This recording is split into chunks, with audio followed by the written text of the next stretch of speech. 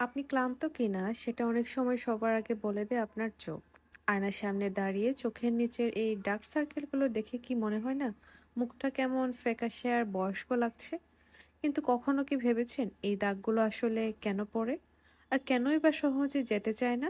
আমাদের চোখের চারপাশের যে ত্বক সেটা মুখের অন্যান্য অংশের থেকে প্রায় 10 গুণ বেশি পাতলা।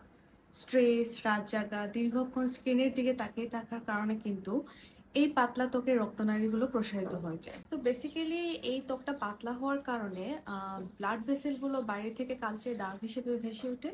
সাথে যুক্ত হয়ে হচ্ছে আবার ওভার মেলানিন প্রোডাকশন। জন্য আপনি যত দামি ফেস ওয়াশ ব্যবহার করেন না কেন, ডার্ক সার্কেল কিন্তু যায় না।